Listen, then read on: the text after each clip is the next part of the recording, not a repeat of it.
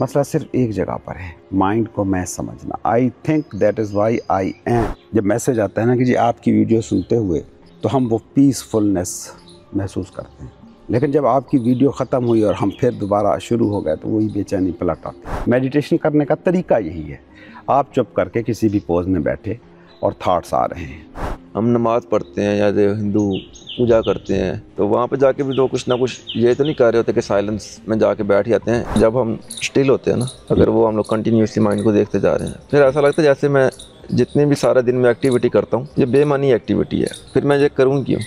जैसे आप कहते हैं कि कुछ भी नहीं हो आप इन दी एंड, तो फिर बंदा कहता है कि फिर तो मैं कुछ भी कर सकता हूँ, मेरे लिए कोई भी चीज़ गुनाह है ही नहीं, मैंने पैसा कमाना है, अब मैं मेंटली आज़ाद भी हूँ, अगर है तो कुछ भी नहीं है। तो फिर मैं ये करता हूँ, जिस तरह ये 2 नंबर चीज़ें बनाते हैं, कोका कोला 2 नंबर आ रही है, हम लोग दूध में मिलावट करते हैं, ठीक है, इनमें करने में क्या है। इस पूरी वीडियो को देखने के लिए ईशा पॉडकास्ट को विजिट कीजिए। वीडियो का लिंक डिस्क्रिप्शन और पहले कमेंट में आपको मिल जाएगा। अब आइए चलते हैं आज की वीडियो की तरफ। नींद हल्का फुल्का कर जाती है, रिफ्रेश कर जाती है, तो इसकी वजह क्या होगी? बस इतनी सी कि इतनी देर तुम अपनी अना को भूल जाते हो, नकली मैं से आज़ाद होकर असली मैं के साथ रह आते हो। दूसरी बात कि बुढ़ापे में नींद की ज़रूरत कम हो जाती है, क्योंकि मैं ईगो तब इतनी सकील, इतनी भारी हो जाती है कि नींद को भी नहीं आने देती। इस उम्र में ईगो इतनी भारी भरकम हो जाती है कि नींद के लिए जो रिलैक्सेशन दरकार होती है वो भी नहीं मिल पाती। मगर एक शख्स वो भी होता है जिसकी नींद की दाखिली ज़रूरत ख़त्म हो जाती है। ये वो शख्स है कि जिसकी अना उसकी हस्ती के ताबे हो जाती है। ये शख्स अब नींद में भी जागा रह सकता है। इस शख्स का जिस्म सो भी जाए तब भी शऊर बेदार रहता है। एक बुनियादी बात को समझो, तुम सिर्फ सांस लेता जिस्म नहीं हो, ख्याल बुनता दिमाग नहीं हो, बल्कि तुम वो हो जिसका ये जिस्म है, जिसका ये दिमाग है। मैं कहता हूँ मेरा मोबाइल, मैं कहता हूँ मेरा हाथ, तो इसका कभी भी कोई ये मतलब नहीं लेता कि मैं मोबाइल हूँ या मैं हाथ हूँ। और असूल के तौर पर एक बात को जहन में रख लो, जो तुम्हारा है वो तुम नहीं हो सकता, मगर तुमने जिस्म को तुम मान लिया है, जहन को मैं बना दिया है। अब ये एक दिलचस्प हकीकत है कि एक तरफ नींद वो चीज़ है कि जो तुम्हें अना के बोझलपन से कुछ देर के लिए निजात देकर तरोताज़ा कर देती है, तो दूसरी तरफ सूफी के लिए नींद की ज़रूरत ही ख़त्म हो जाती है, क्योंकि उनकी अना नहीं रह जाती। वो अना जो भारीपन पैदा करे, जो थकावट पैदा करे, जिसके खात्मे के लिए नेचर को एक्टिव होकर इंसान को सुलाना पड़े, वो बोझ नहीं तख्लीक होता जिसके खात्मे के लिए नींद की बेहोशी की ज़रूरत पड़े। जब इंसान में अना मैं नहीं रह जाती तो तनाव नहीं रह जाता, तनाव नहीं रह जाता तो नींद की ज़रूरत नहीं बच रहती। हाँ, जिस्म बतौर मशीन काम करके थकेगा, सो लेगा, मगर वो अंदर पॉइंट ऑफ कॉन्शियसनेस, वो हकीकी तुम, वो शऊर, वो जागता रहेगा, क्योंकि वो कभी थकता नहीं है। अंदर अगर शऊर जाग रहा हो तो वो देख सकता है कि अब नींद आई, जिस्म पर छाई और अब चली गई और जिस्म नींद से बाहर आ गया। ये सारी सरगर्मी अंदर मौजूद बेदार शऊर देखता रहता है। पूछो ना कभी खुद से, क्या कभी तुमने नींद को अपने अंदर उतरते देखा है? तुम्हें अनकॉन्शियस बेहोश करते देखा है? अगर तुम अपने अंदर उतरने वाली नींद को देख पाओ तो तुम ईगोलेस जिंदगी का तजर्बा कर सकते हो। तब ही तुम हकीकी मजहबी या रूहानी या कह लो बेदार इंसान हो। रूहानी होने का इससे कोई ताल्लुक नहीं कि तुम कितनी मेडिटेशन करते हो, कितने मुराकबे करते हो, कितनी इबादतें करते हो। और मजहब होता ही सिर्फ बेदार आदमी का है। सोए हुए आदमी का मजहब भी कुफ्र से कुछ ज्यादा नहीं है। इसीलिए तो कहा गया, बहुत से रोजादारों को रोजे से भूख और प्यास के सिवा कुछ नहीं मिलता। याद रखें, नींद को आते वही देख पाता है जो उस वक्त भी अपने बातिन में बेदार हो, जब नींद उसके जिस्म में उतरे, वरना कैसे देखेगा? बातिन सोया हुआ हो तो नींद कब आई कब गई कैसे पता चले? इसीलिए तो तुमने कभी नींद को आते नहीं देखा, ना जाते हुए। जब नींद आती है तुम मौजूद ही नहीं रह जाते, देखेगा कौन? और जब नींद जाती है तब तुम सोए होते हो, नींद को जाता हुआ देखेगा कौन? नींद और तुम एक साथ कभी एक मकाम पर नहीं होते। एक होता है दूसरा फना हो जाता है, दूसरा आता है तो पहला मिट चुका होता है। इसका मतलब ये हुआ कि तुम खुद ही नींद बन जाते हो। जब नींद आती है तुम इतने बेहोश हो जाते हो कि बातिन का कोई भी कोना इतना बेदार नहीं रह पाता कि वो नींद को आता देख पाए। यह है बेहोशी की नींद, और यह है बेहोशी का जीना, अनकॉन्शियस लिविंग। याद रखो, जो इंसान अपने अंदर उतरती नींद को नहीं देख सकता, वो अपने अंदर उतरने वाले गुस्से को भी नहीं देख पाएगा, क्योंकि गुस्से के साथ ही वो अनकॉन्शियसली खुद को गुस्से से आइडेंटिफाई कर जाता है, गुस्से के साथ एक हो चुका होता है। हाँ, बाद में तुम जरूर देखते हो कि गुस्सा आया था, नींद आई थी, लालच आई थी, मगर जिस वक्त ये होते हैं उस वक्त तुम इन्हें नहीं देख पाते, क्योंकि तुम इनसे नत्थी होकर एक हो चुके होते हो। इसलिए अक्सर लोग गुस्से का तज्जिया उसी वक्त ही कर पाते हैं जब वो जा चुका होता है, अपना काम कर चुका होता है। तब वो पछताते हैं, कहते हैं कि बुरा हुआ, गुस्सा नहीं आना चाहिए था। लेकिन जब गुस्सा आता है उस लम्हे में वो उसे नहीं देख पाते। और याद रखें, जो इंसान गुस्से को पहले लम्हे में देख ले वो गुस्से से आज़ाद हो जाता है। शहवत अंदर जागती है तो पहले लम्हे में दिखाई नहीं देती। जो शख्स पहले लम्हे में शहवत को देख ले वो शहवत से आज़ाद हो जाता है। देखो, तुम जानते हो आग जलाती है, आग को छूने से बाज रहते हो।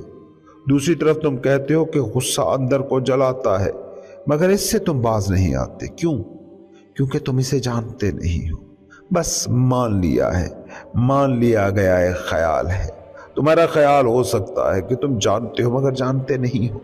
अगर जानते होते तो इससे भी वैसे ही बचते जैसे आग से बचते हो। जानना, हकीकी इल्म वो होता है कि जो जिंदगी का हिस्सा बन जाता है, जो तुम बन जाता है। आज का इंसान जिंदगी का मरकज शऊर को नहीं, अना को मान के जी रहा है, और यहां से सारे मसले शुरू होते हैं। याद रखना, अना बेजाते ही कुछ नहीं होती, बल्कि ये किसी चीज के साथ चिमट कर खुद को कायम रखती है, खुद का सबूत देती है। गुस्सा आया, फौरन उससे नत्थी होकर इजहार कर देगी। लालच, मुकाबला, नफरत, हसद जागा, फौरन ये उससे नत्थी होकर जाहिर हो जाएगी। इसीलिए जब लाओ त्सु कहता है कि अबदी है जमीन, क्योंकि ये अपने लिए नहीं जीती। और याद रखें, अपने लिए वही नहीं जिएगा जिसको अपना ख्याल ही नहीं। हम सब अपने लिए जीते हैं। हम जो अक्सर दावे करते हैं अपने महबूब या महबूबा के लिए, या शौहर या बीवी के लिए, कि मैं तुमसे मोहब्बत करता हूँ या करती हूँ, इसमें कोई सच्चाई नहीं होती, बल्कि इनके जरिए से भी तुम खुद से ही मोहब्बत करते हो। बाप बेटे से मोहब्बत नहीं करता, इसके जरिए से खुद को ही प्यार करता है। माँ बेटे को प्यार नहीं करती, बेटे के जरिए खुद को ही प्यार करती है। जब तुम किसी को कहते हो कि तुझसे प्यार है, तुम्हारे लिए जीते हैं, तो कल तुम उसी के दुश्मन भी हो सकते हो, मारने को भी तैयार हो सकते हो। देखा नहीं, कितने ही ऐसे बाप होते हैं जो बच्चों के लिए कहा करते थे कि तुम्हारे लिए तो जीता हूं। यही बेटा बड़ा होकर उस बाप के खिलाफ चल पड़े, नाफरमान हो जाए, तो बाप उस बेटे को मारने तक के दरपे हो जाता है। और जब ये बाप कहता है कि मैं अपने बेटे के लिए जीता हूं, तो ये तब तक ही था जब तक ये बेटा उसके कहे पर चल रहा था, उसका साया था, उसकी अना का सहारा था, उसकी अना की एक्सटेंशन था। तो तब तक ही ये बाप बेटे के लिए जीता था। जिस बीवी के लिए तुम कहते हो कि तेरे लिए जीता हूं, ये तब तक है जब तक वो तुम्हारे मुताबिक है, तुम्हारी अना का सहारा है। थोड़ी सी वो इस सरहद से बाहर निकल जाए तो फिर अदालतों में खुला और तलाक के जो केस चल रहे होते हैं, वहाँ जाकर इन मियाँ बीवी की बातें सुन लेना जो कहते थे हम एक दूसरे के लिए जीते हैं। याद रखना, दूसरे के लिए हकीकत में तुम तब तक जी ही नहीं सकते जब तक तुम अपने अंदर मौजूद अना को फतह नहीं कर लेते। उस वक्त तक चाहे तुम कितनी ही बार क्यों ना कहो, जियोगे तुम अपने लिए ही। एक शख्स कहता है कि मैं वतन के लिए जीता हूं, वतन के लिए मरता हूं, तो समझो कोई भी शख्स वतन के लिए नहीं जीता, नहीं मरता, मेरे वतन के लिए जीता मरता है। और इस मरने में भी अना की तस्कीन है।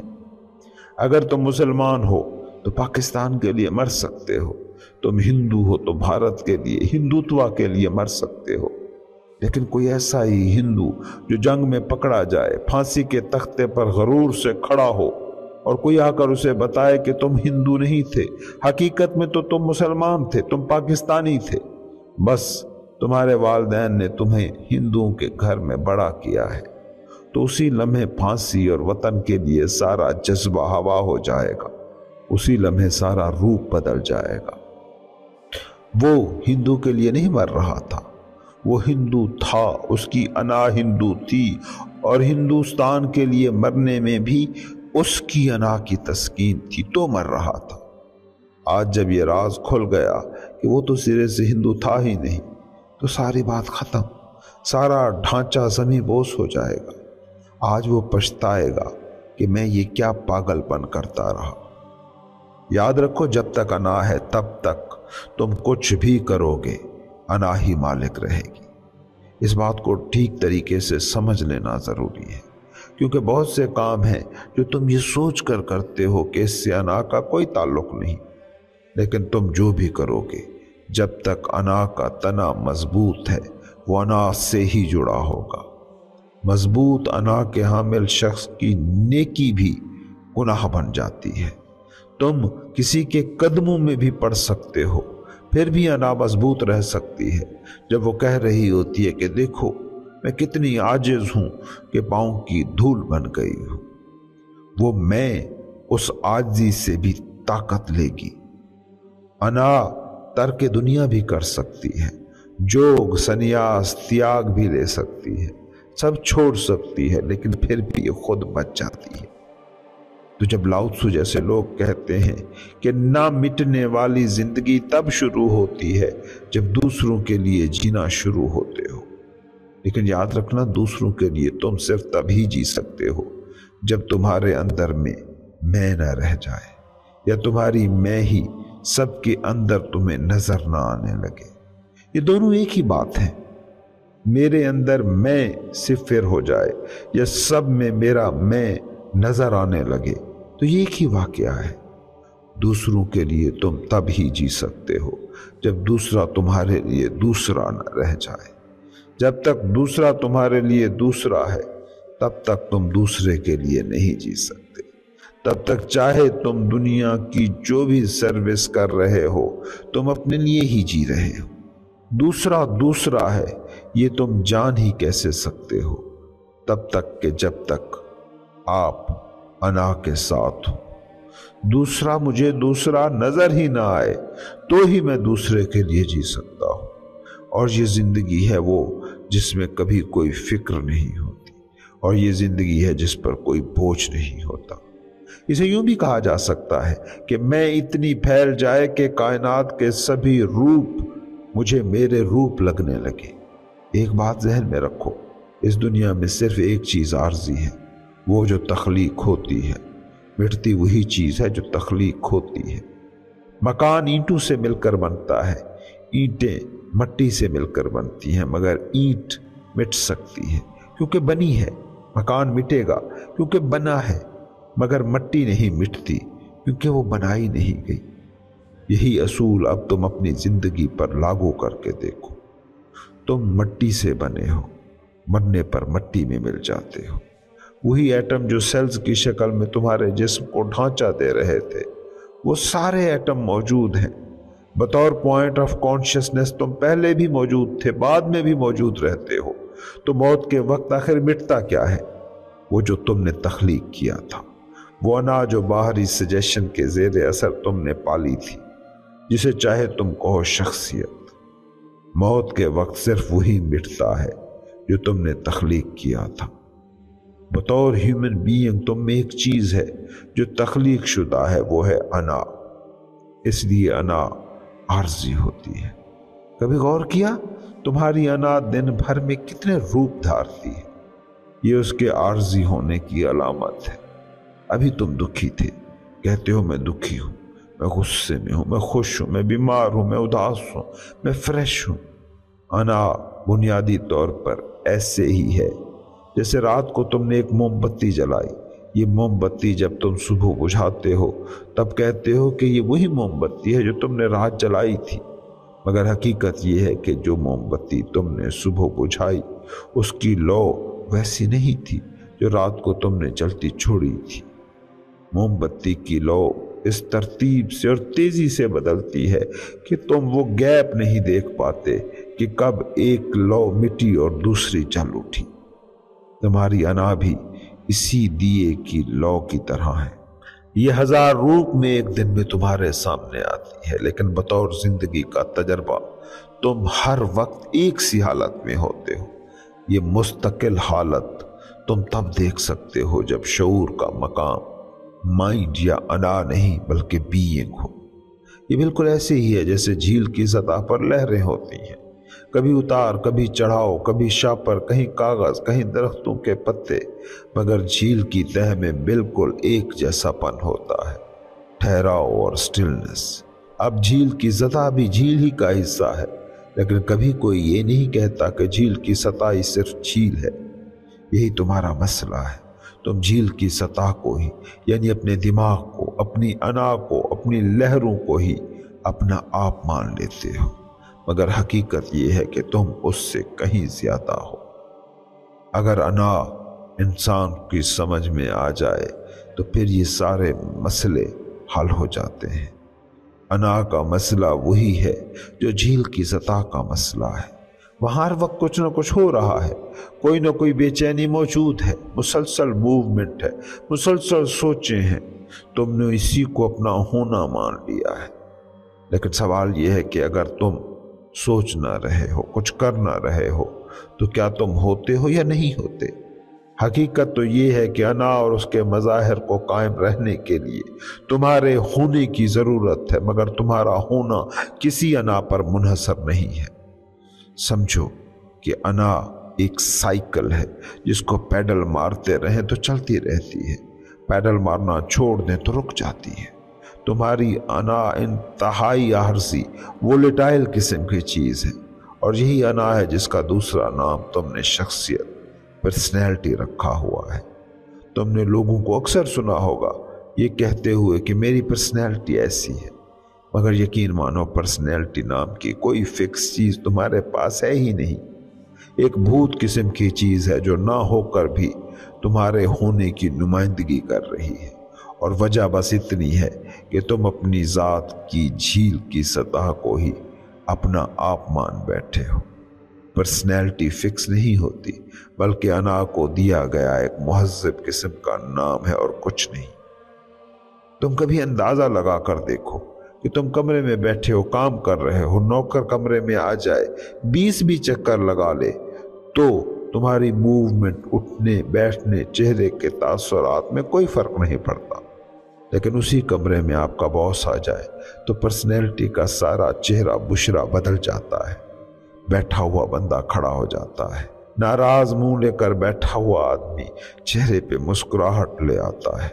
गौर करो, तुम्हारी अना, तुम्हारी पर्सनैलिटी को 24 घंटे बदलना पड़ता है। अना कोई सॉलिड हकीकत नहीं है, कोई चीज़ नहीं है, एक इवेंट है, एक वाकया। फर्ज करो तुम्हें जंगल में अकेला छोड़ दिया जाए, तब तुम्हारे पास अना वैसी नहीं रह जाती जो शहर में थी, क्योंकि इस अना को तख्लीक करने वाले हालात नहीं रह गए। अगर तुम जंगल में अकेले रह जाओ तो तुम वही आदमी नहीं रह जाते जो शहर में था, जो अपनी बस्ती महल्ले में था, क्योंकि शहर बस्ती में जो फिजा थी वो जंगल में नहीं है।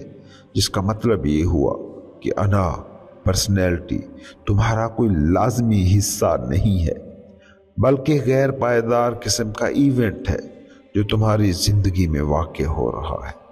इसीलिए तुम देखते हो कि जंगल में जो लोग अकेले निकल जाते हैं उन्हें बड़ी राहत मिलती है, क्योंकि वो अना के बोझ से हल्के हो जाते हैं।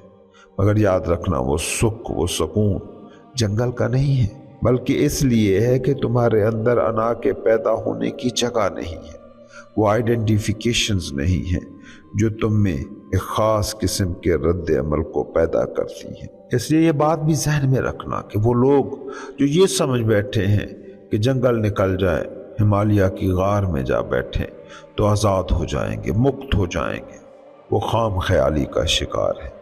वहाँ जो तब्दीली आएगी वो आर्जी होगी। बस इतना होगा कि अना को शनाख्तों, आइडेंटिफिकेशंस की शक्ल में जो तेल मिलता था वो तेल वहाँ नहीं मिलेगा।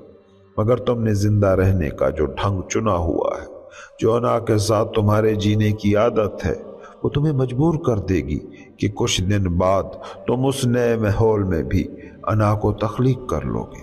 तुम्हें पता है कि कैद में जो कैदी काफ़ी अरसे तक रहते हैं वो खुद से बातें करना शुरू कर देते हैं। वो खुद को ही दो हिस्सों में बांट कर एक नई किस्म की कहानी बना लेते हैं, अना बना लेते हैं। ऐसे कैदियों के बारे में कहा जाता है कि वो छिपकलियों, कीड़ों तक से बात करने लग पड़ते हैं। इन छिपकलियों, मकड़ियों तक का भी नाम रख लेते हैं, उनकी तरफ से जवाब भी देते हैं।